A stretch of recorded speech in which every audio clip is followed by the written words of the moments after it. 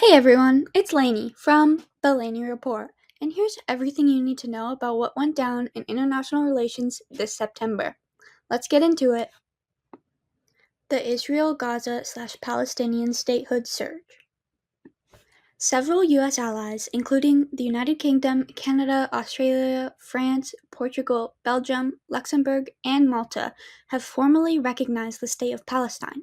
This wave of recognition comes amid intensifying international calls for a ceasefire in Gaza, growing condemnation over the humanitarian toll, and debate over the viability of a two-state solution. Israel strongly opposed these recognitions, warning of consequences, including possible annexation of parts of the West Bank. At the UN Security Council, most members condemned the crisis in Gaza and called for an urgent ceasefire, while the US vetoed resolutions it said failed to sufficiently condemn Hamas. U.S. President Donald Trump used his speech at the UN General Assembly to denounce globalist institutions, reiterate support for Israel, and push back against those recognizing Palestine. Evolving U.S. position on Ukraine and Russia. In a notable shift, Trump asserted at the UN that he believed Ukraine can retake all of its territory.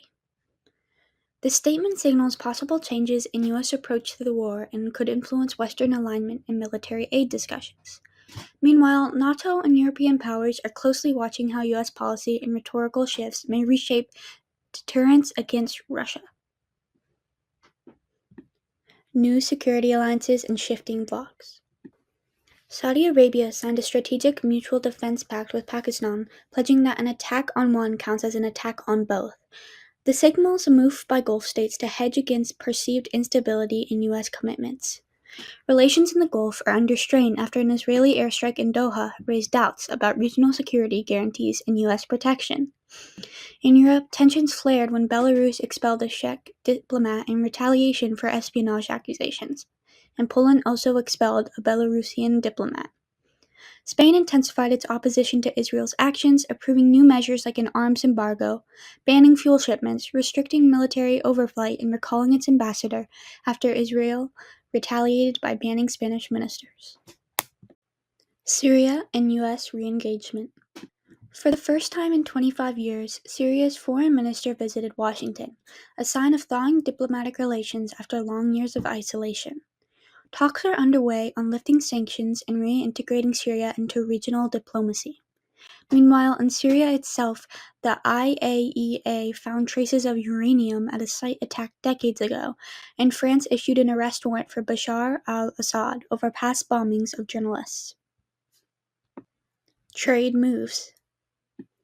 Azerbaijan resumed crude oil exports to India after a 10-month hiatus, resolving a pricing standoff and restoring an important trade link.